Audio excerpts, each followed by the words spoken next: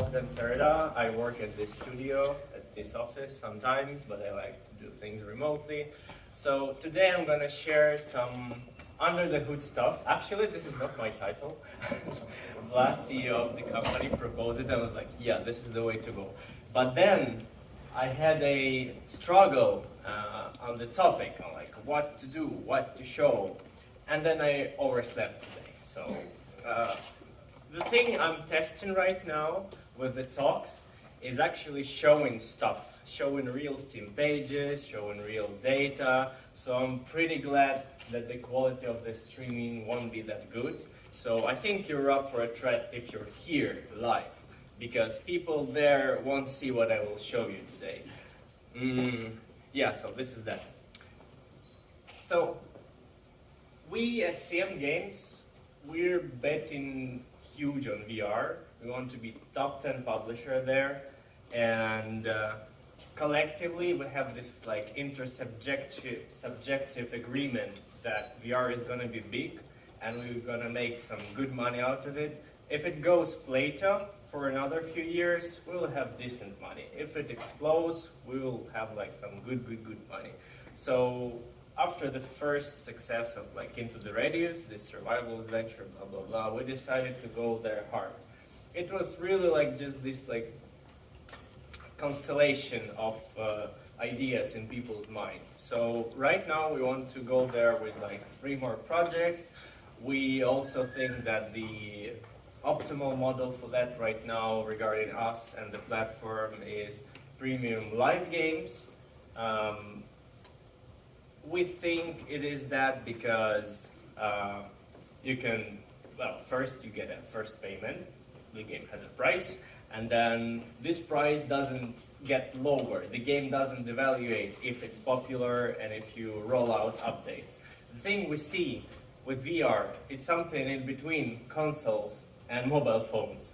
It is cheaper. People in USA get it for Christmas for their kids because it's like way more cheaper than iPhone, cheaper than PS5. So here you go, play. This is one of the like target audience, but not ours. I'm just describing like it in the position of a like people's life. So it's like cheaper than console, but something new, something interesting, and of course hardcore players are all up for that. And another disclaimer, what I'm presenting is a narrative describing linear events happening like in the past. So the only thing we know about games is that the only constant thing, the only permanent thing is change. So what I'm presenting could change. Steam could like close this demo festival practice, or Meta could become an open platform and our knowledge becomes obsolete. So perceive this as an entertainment and edutainment. I will share some juicy bits, but like analyze them by yourself. So the structure of the talk is in a way will be tied to projects, and I will show some links, some pictures, some results of what we did, blah blah blah blah blah blah blah. So of course Into the Radius VR is now a huge thing in VR. Like it's really huge in this small market.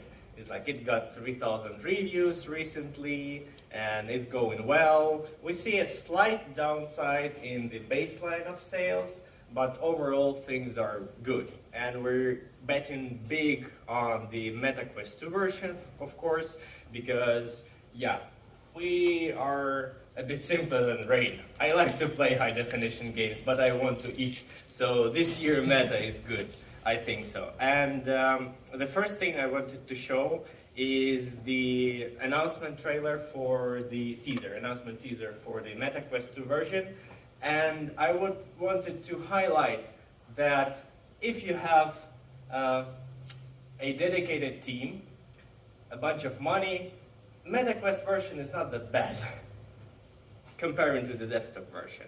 So yeah, I would like to show you the teaser and then share some insights on how did it go with Meta, what did we get out of it, and how do we like reflect on that situation. So the trailer is like that, just a standard thing that we see.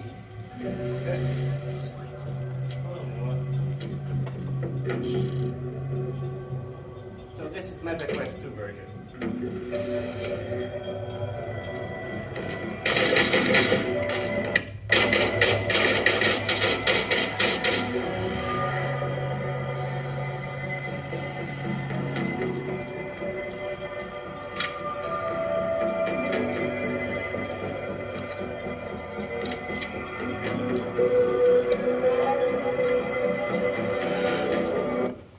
no.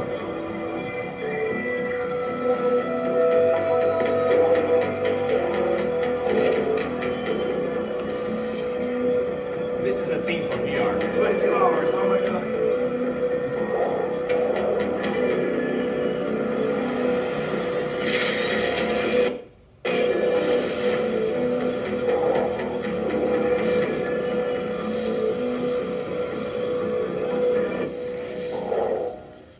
Yeah, so that was the first bit, and I'm happy to say that senior developer for this project is here, Dima, the rear row. Yeah, this is one of the people who did that, if we not count in a team of 8 Canadian engineers helping us with that. So, yeah, so the thing I wanted to share about this event is that since we started from Steam, and we treat Steam as a soft launch and first period of live operations platform currently, we were preparing for the backlash, for the crisis, for people whining all the time at all the forums because you're abandoning the Steam version. I think if you're in the VR context, you might have heard these stories of people abandoning Steam in favor of Meta because this is a bigger platform now and stuff like that. So we didn't want that, and we got some pretty warm reception, I would say. So I will just open the news on Steam, which we did on purpose, and I will show why a bit later. So, if we look at the first comments, let's go, I really hope it doesn't downgrade the game due to Quest compatibility, all those kind of fears people might have. So we had this community management team prepared and ready to handle those questions. We recorded Q&A with the author of the game, and it went pretty warm. And intuitively, you don't post announcement for another platform on Steam because you get this direct conflict or something. You might think it's not the best idea.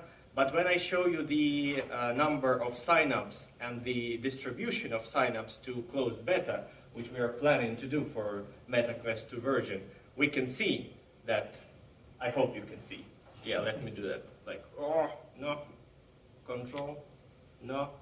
Okay, sorry, but it's suffering in terms of scale. Can you see that? Can you see the statistics? Yellow is Steam, you can just Yes, see that. yes, yellow is Steam. So it's more than 1/3 people came from Steam. And if we treat it intuitively, we don't, we never do that. But things go how they go. And so the linear narrative point to take away from that is to break the initial expectations and to test things. Because right now we have almost 3,000 people signing up for beta, and more than a third came from Steam. And this was actually the advice from our Meta representative. And first we were shocked, but then we see we decided to test it, and it's working. And another thing, another juicy bit from that is that of course Meta is very aggressive when it comes to all the materials connected to Meta. So, for example, this, let me see. Let's see the ads. Let's support the fellow developer. But just for 5 seconds. Okay. So this slide,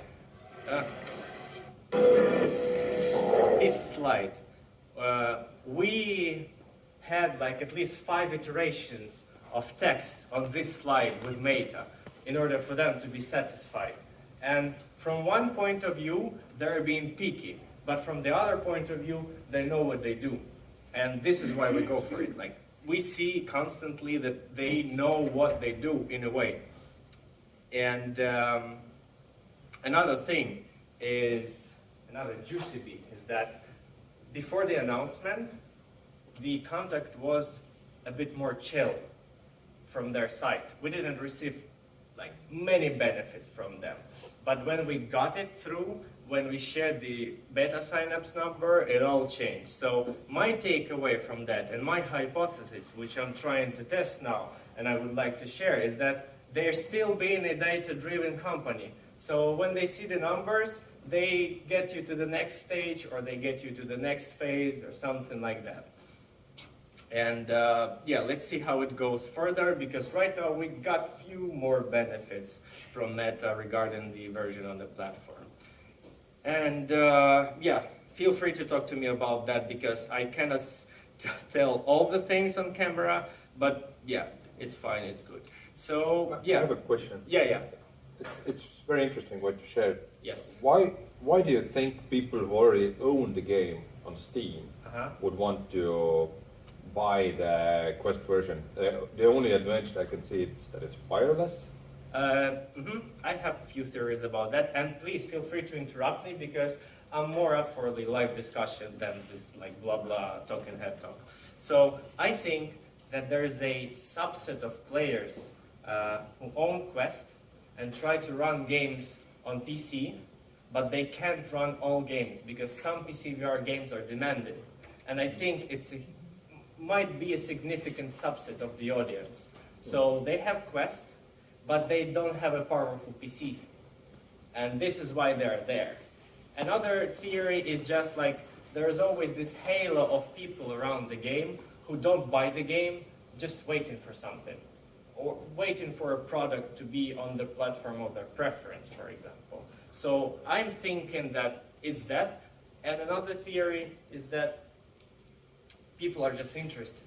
People just want to produce content, and we have 5,000 people in Discord currently at the moment, so I think some people are just want to be a part of the...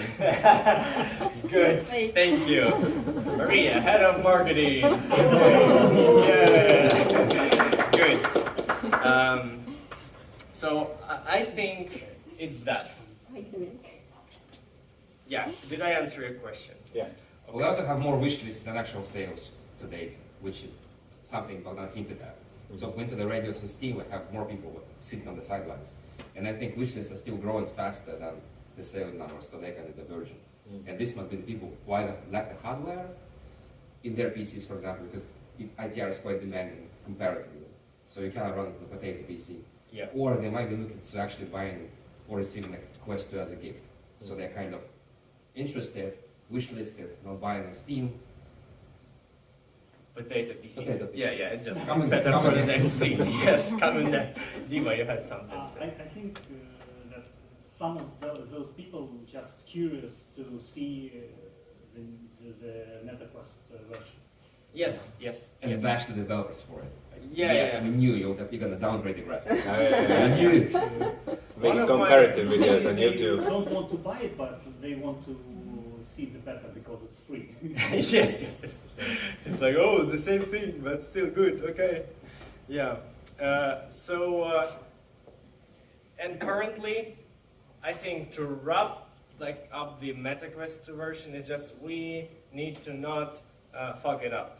I think everything is lined up good, but there is a huge tension, and of course, bringing into the radius to a GPU to a chipset which is 20 times weaker than an average PC is a huge deal, huge task. And if we, okay, Vlad is not here. So if we didn't have certain funds to support the porting with a huge team from Canada to reinforce the development, we wouldn't do it. But it's possible. And I think we're a bit lucky because the art style allows to do that. It's like vast spaces, it's like this, oh, I'm being lonely, Dark Souls kind of feel. Did you change the engine? No. We changed, we went from pre-built Unreal Engine to a custom one because certain things you can only do if you go to sources.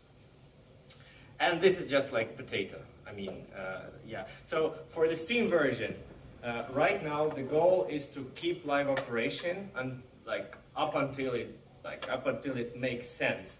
And another juicy bit, about Steam and other headsets coming along is that we see that next year will be very interesting in terms of meta competitors. So right now the question for us is whether we should double down on Steam or to like diverge into different platforms and receive more from there. Yeah, the only thing I can say, like next year will be very interesting. Many competitors I think will try to go standalone. How much is Meta's percentage for sales? Uh, Steam is 30, 33, right? You mean Meta as platform or Meta as a headset? Platform. We're not yet on Meta standalone platform. But you will be. And But there we will be will a be. percentage. Do you know how much it will be? Oh, okay. Yes, so the anecdotal evidence is 1 to 5. Really? Yes, By Steam. yes. But you know, like in games, you can do your revenue times 0.5 or your revenues like times 5. Yeah. So we take it with a grain of salt, but we see that developers who got there are really happy. Like, but also again, like, is this multiplier? Because if you do nothing, you just go there. Okay, you will get, I don't know, like Steam amount of revenue, I guess. But if you hustle, do a really nice marketing campaign, and poke the platform, like, please feature us, we're good guys. Maybe you can get more. But right now, yeah. So it's again more like mobile platform where you need to buy traffic, blah blah blah. Not yet. Not yet. They have all the tools to make paid performance campaigns, but the market is not that huge to do a performance marketing with buying ads and stuff like that. Right now, it's like very, and especially regarding this state of the market. Right now, it's more like this early hardcore kind of thing. It's less hardcore now, but still, the market is not that big to have this, like, you sell ads, you produce ads cheaper, they buy the game, you get profit on conversion. It's not like that yet. Okay. Yeah. So, potato.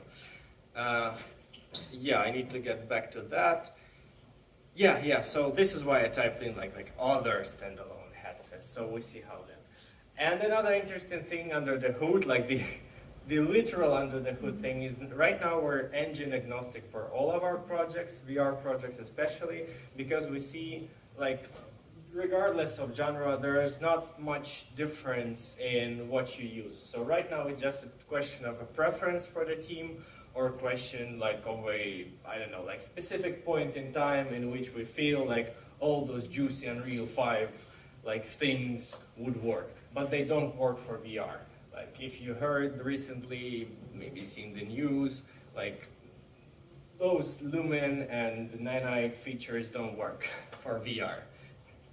Yeah, they recently just launched the like meta-specific version of Unreal for Unreal 5 to work in it. Very buggy. So right now we just go for everything, but from a certain version. Like we use Unreal Engine 5 for some new prototypes, and the stable version is like 427, and then Unity for everything else. It's just a historical context, but I felt like it's under the hood. Yeah, and getting back to the things, how we do that, we just, we move from prototypes to demos, to early accesses, to global launches, and then to live operations, and then to sunsetting if it all makes sense, because the game could stop at any stage. And it's nice that I started talking about that, because the next thing is like demos. I think you've seen that demos are a thing now on Steam, and you might wondering how good is this thing, and I think Rain and you guys at Mara are also planning to have a demo. I hope. I hope it will be containing more features than I played this summer, or it will be the same one. Yeah? No, that was the prototype. Okay. Prototypes and demos are different things. Good. That's written in your slide. Thank you. Now I'm hyped. So yeah, and the thing we did with demos, the most recent thing is our next project, which is Nitronation VR. Of course, since like we have racing in DNA as a company, we couldn't like resist try to do that. So this would be the like early demo. Whoa. So yeah, that would be the next bet after the radius. It's like this basketball game. No, it's drag racing game. Yeah, not the best shot in the final one, but yeah. So the rationale for this. Let me find So it. what was the basketball shot doing in there? It's actually a nice thing. It's Like a lobby, hang around. you give me all the juicy stuff I want to talk about. Thank you. Yeah, so the basketball thing in there is because we tend to find out that in VR, the experience for the player is being created out of irrational things. So if you're a famous racer with a huge garage and you have a luxury to play basketball in your garage, it adds to the whole experience of being a racer. It's a very non-direct way to that target experience, but it works. So, like, yeah, I mean, there is one game called Whale VR, and I think this is the pinnacle of what I'm saying. So, Whale VR, they have like 50,000 people in Discord, and they aim for, but I won't promote them that much because I want time for myself. So they have this like social shooter experience thing. Sounds bad. Yeah, sounds bad, looks good. Yeah, I mean, yeah, not the best timing for them, but yeah, so... I'm pretty sure it's illegal in a number of countries, the title. Let's check the positioning. Virtual reality multiplayer emphasizing tactical gunplay. No, I think it was just my interpretation. But they, Don't do that. yeah, they bet huge for VR, and I think this social armory. You see this GIF? Mm-hmm. So they go for this. Let me open it. This emphasizes what they're aiming for. Like they go for this like party and guns, which I cannot relate to. I'm from Ukraine. I cannot relate to that, but certain people can, and I'm very happy that they exist. So They play ice hockey there? yes, and that was the point. In the lobby, they have ice hockey and chess. Imagine you as a producer or as a person pitching the idea of having chess for the lobby of a tactical shooter in VR. It's awesome. Awesome. That's a great idea. Imagine a pitch meeting. Thumbs up for real. Can it just shoot enemy chess pieces? I don't know. I didn't check how it works. I was too fascinated by what was happening here, so I was like, okay, I'm it's guessing happening. Incarnation is going to have some sort of welding competition? What competition? Welding. Welding. Fucker. I don't know. I really don't know because it's a live game. But the thing, it's a good thing that you mentioned it too, because we see that people in VR are hungry for social contact, certain types of people. And our hypothesis for this game is that it's for celebrating automotive culture. It's not that much about racing, it's about feeling yourself in that context. It's about participating in competitions. It's about having a virtual potato, like fried potatoes, when you look at your friend, like competing with another friend, and you're so fascinated that you like spill the fried potatoes all over the place. So yeah, I'm just. What's with you and potato, man? I'm come from potato Europe, you know. There's potato Europe and tomato Europe. It's like somewhere in Italy there's a divide. So, and we went for the demo this February because we tried to validate our ideas. And it's never, you never have the numbers. You can be 100% sure that the game will be successful. But with the thing we got from the public demo and going early is first, like we gathered lots of feedback from players, and we validated that they're being frustrated because they want many things from this game. Like people on Reddit and on Steam and on Discord were like pouring out what they think this game should be. And I think for me this is a benefit, this is plus, because for example, if I find some like line,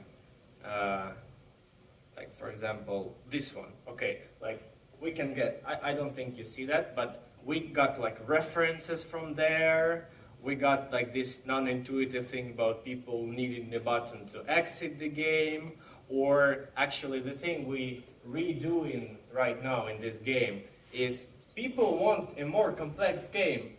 We basically didn't make a manual acceleration in the game because we were thinking it's too hard, but they asked for it, and now we do, like, you actually need to control the car with like this acceleration, but with not with your leg, just with arms.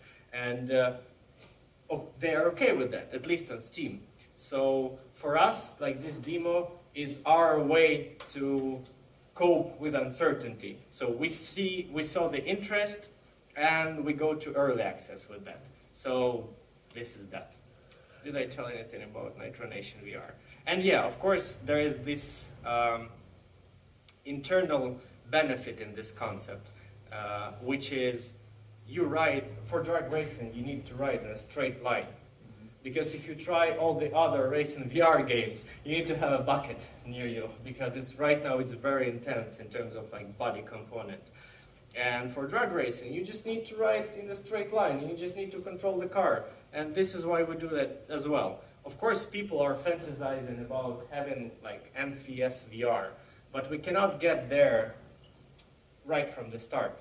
But we can get there if we do a live gaming. So this is why we do that, just to reiterate on that point of premium live games. And of course, what we see from Into the Radius at the start got mixed reviews because certain things, but also the fantasy of people were, like, the fantasies were huge. People expected so much from it, wanted so much. So I think you always strike this balance in between how much you don't put in there and how much you put in there. Because I think like a fraction of price people pay in premium markets is for the dream. And it's a balance of finding out what to implement from what they dream in and what to not do. Yeah. And yeah, feel free to like ask something in between, because I think I'm going to the next thing. So you're actually in production with Nitro Nation VR? So right now, it's in pre-production for the early access version. So the way we divide the production is that we say, okay, now we need an early access version. And we split the time in two parts. First is pre-production for this version to answer all the critical questions. For example, do we need crossplay? Do we need to change the basic controls? Do we need to tweak the visuals?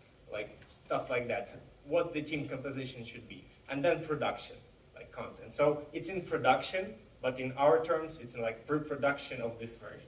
If I'm sounding clear. If not, please tell me, I will describe. So it will be a multiplayer game? Yes. Yes, definitely. The demo wasn't multiplayer? No.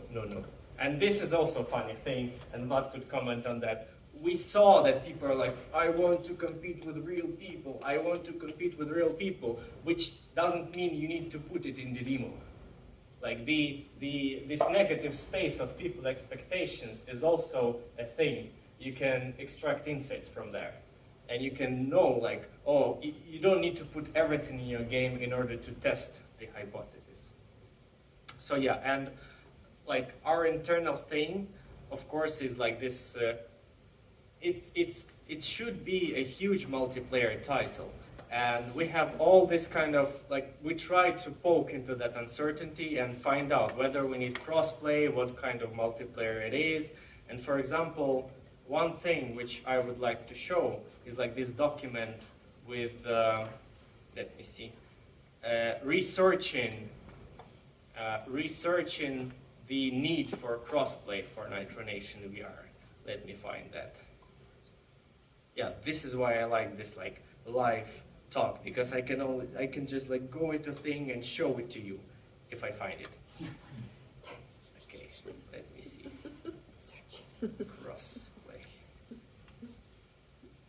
Yes. So yeah, right now we see like okay, who's doing that? Like, what are the cases of that? Are there any successful cases? Are there any like bad cases? What should we learn? How much should we get from it? And stuff like that. So we saw some like bad and good examples of crossplay. And to define crossplay is like this: the ability to play with another person on another platform, like MetaQuest 2 plus Steam and blah blah blah blah blah blah blah.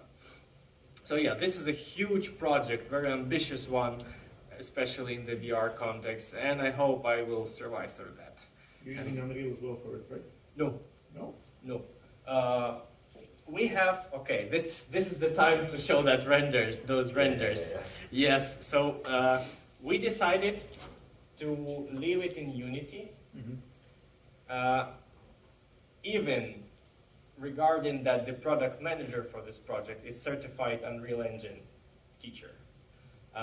Because, well, at this stage, it's not that important for us. We have this Unity expertise, and the whole Nitro Nation franchise is in Unity. So we see the benefit of keeping it there. But, of course, the product, like our product manager shows like certain stuff, which is like, okay, you see those renders are good, blah, blah, blah, I did that. So we're studying Unreal Engine, and we just finished the first course for the company. And for example, yeah, for Nitro Nation VR, product manager just like, okay, I'm testing this. Like you see, it's all good and nice and interesting right away. If I'm not an artist, blah, blah, blah, blah, blah, blah, blah. But yeah, really, I don't see any benefit from going Unreal for this game at the moment. Maybe we're making a huge mistake, but I don't think this is the case now. But if you know something about racing games, multiplayer, and Unreal, please let me know. So yeah, that was under the hood for Nitro Nation VR. And I think the lesser projects, which are going through like prototyping and demo stages, right now are this like spatial puzzle in VR, which is a pretty standard when you think about VR, but we are aiming to test the hypothesis on bringing hidden object gameplay into VR and see how it works. Because from our understanding, like if you have this 3D environment, you can place all the objects, items here and there. It's not a 2D plane like in flat hidden object games. It's 3D. And if you make the gameplay engaging enough, you can basically sell a stock 3D model sliced into parts for, I don't know, 20 minutes of players' gameplay, which is an interesting thing. And this project, it's like a spatial puzzle in this fantasy world in the vein of Pixar movies, maybe Soul by Pixar, if you've seen it. It's like this, oh, what if our dreams are created by majestic creatures every night in the fantasy world? And what if we help those creatures to create dreams for characters from different timelines? This is a very risky bet, but I think sometimes like you either need to go to the middle or you go to the risk zone. And this project is like risk zone, which is like this hidden object in a soul kind of atmosphere when you puzzles, and it's almost mid-core, not that hardcore. But the thing I wanted to show, it's going for demo. The thing I wanted to show is the generative audio system we are doing for this game, because we feel that this could be the game which allows you just to have a chill 30 minutes of gameplay in the evening. You just chill there. You just like take the pieces here and there, you combine them, you walk, everything is slow, you might be high a bit, you know, like it's one of those days when you just feel like it and stuff like that. So we decided that to reinforce this atmosphere, it would be really interesting to generate music based on players' actions. So your actions create the music, create all the layers, arrangements, and it reacts. It's like a huge positive feedback loop, like message through the audio. So I will just show like this audio prototype. So you just go there, you explore stuff, you like, sometimes you clean the surroundings, blah, blah, blah, blah, blah. Yeah. But the thing is, there is no music made for this game. It's all generated. So everything you take is like almost random. There are only rules inserted for that. And if you hear carefully, you will hear that it reacts to your actions, especially the successful ones. And I will shut up now.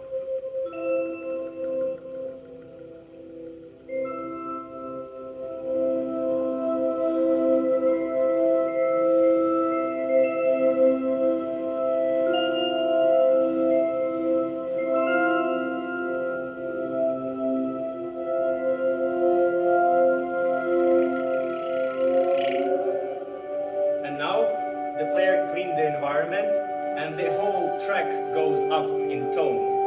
Like, yeah, he showed with hand and we know that he shows at the bridge, so the sound is being generated and it's all harmonized in a way.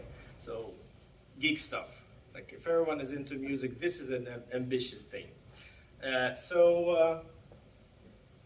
Yeah, we just want to like get our hands into this puzzle adventure, testing hidden object gameplay in a very relaxed atmosphere where we don't need to do lots of content. When we play on players' imaginations and reinforce it with positive feedback loops like you've seen with audio. It's just like very good place you want to go in the evening, like a dream world where you can do nice stuff and you can help those fictional characters. So if it's risky still, and we want to validate it this June on Steam Next Fest in June, and we see like what happens out of it, like what will happen. We expect the same amount of feedback, but we want to compare, like with Nitro Nation VR, how much videos do we get? And another thing I forgot to say about Nitro Nation VR, like we got some free playtests from streamers and Let's Players. You can already see the videos, people playing, showing like what's happening. I can actually get back to that. And let's see, Nitro Nation VR. There was like a sweet German person, just when he finally like won, he was like, yeah! And that was like the best moment in my career. Let me see. Most satisfying crashes.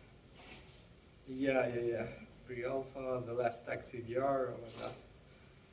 No, I don't think I will find it really fast, but let me see. Yeah, just like to reinforce the point of like...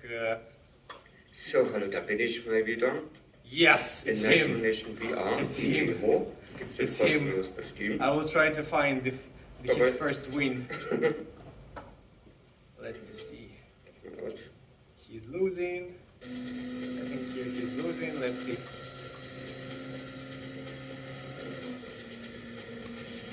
Jetzt Nitro.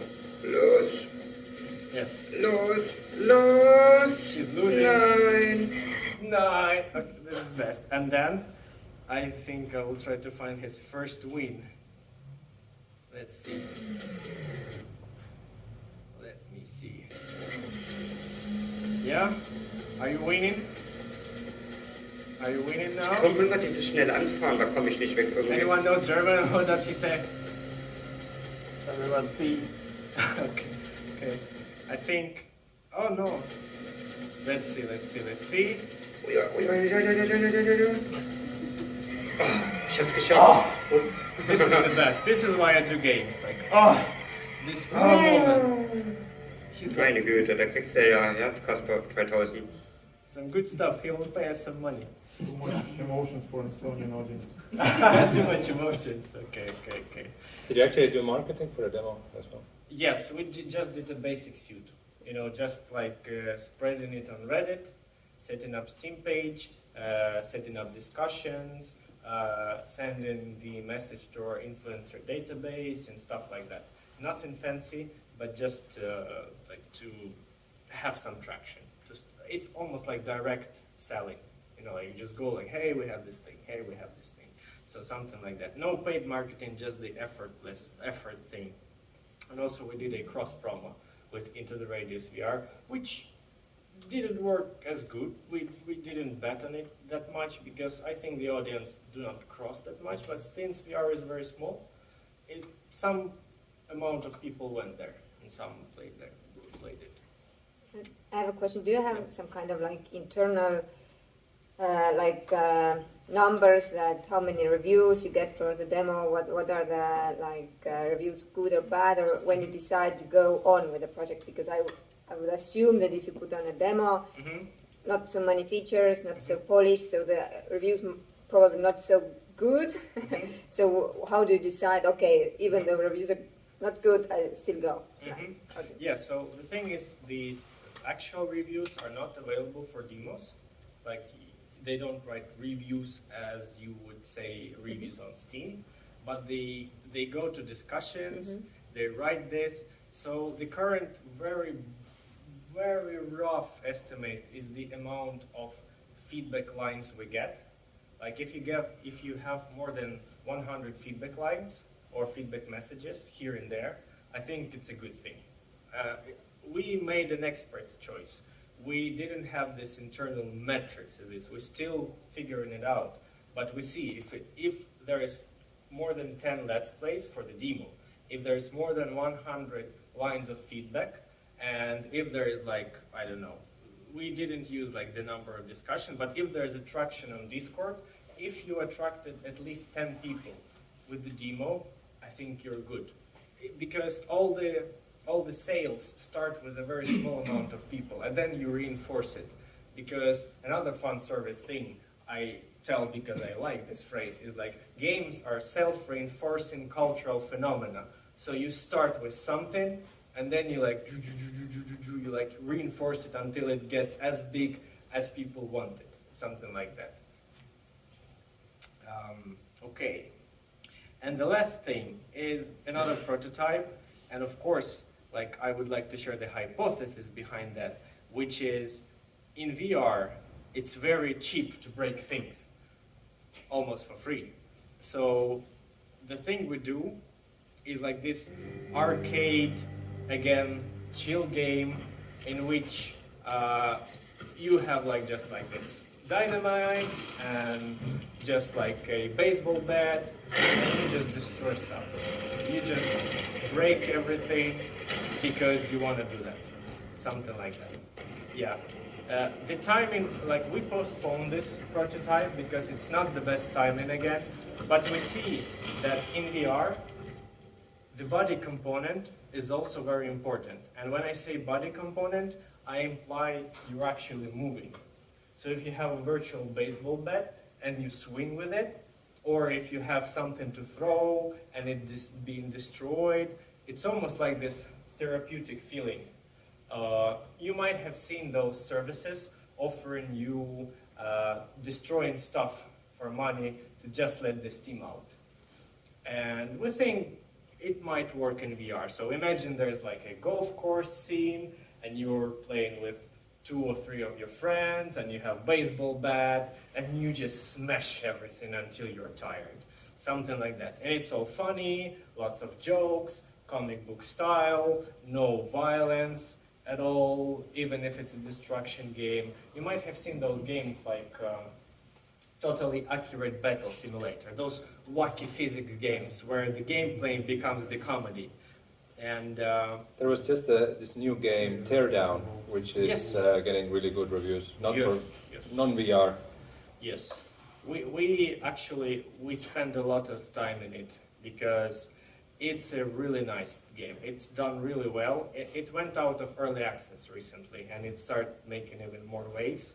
So yeah, this is like a custom voxel-based engine when you can destroy everything. Yeah. It's a very nice reference. We played a lot of it, and of course, it's also viral because if you go to YouTube, you type in like 10 most epic building demolitions, and you get like those videos. And I don't know, like sadly or happily, sometimes we just want to demolish stuff. We just want to destroy stuff. So we see how it goes. Did I forget to tell anything? No, okay, yeah, thank you for your attention. Yeah, any questions? So, talking about different platforms, this Monday I saw a version of Into the Radius on a regular screen, on a console, played in a split screen. Where did I see this? Was it the Dream? I have no knowledge about this version. It's this new Estonian film called Tagurpidi-torm. Okay. And there's actually a scene Yes. of two boys playing Into the Yes. Radius with a console with a split screen. This is Product placement. no. The local people from movies asked us for this game because they wanted to use it in the movie. And you know how movie people research stuff sometimes, you know. There's like Well, it's not like they had a lot of choice. They don't have yeah. a lot of Estonian shooter games. It works. It works for the idea of the director, I guess, to have a scene of kids playing some shooter game. So yeah, it's not a real thing, but it just they wanted to use a local cultural phenomenon for that. Yeah. Any more questions? Maybe I'm wrong with something, and you have an urge to tell it to me. Yeah, please. Yeah, sorry, I was thinking about the ethical thing about breaking and bombing. Yeah. Don't you think it will encourage violence, especially in children and teens? As far as I know, in last year, finally, someone gave money to research the correlation between video games and violence, and there is none. There's actually the opposite. Yeah. The research proved that kids Let's see. that play shooters Yeah. usually don't shoot other people. Yeah. Well, they do it way less than people who don't play. Yeah. So, let's see. Research on video games violence. Did you expect to see that in the talk? I don't think so. So, Any cuddle VR games? Cuddle VR? Yeah. Let me show you one thing. I'm sorry. Not 18 plus. I mean.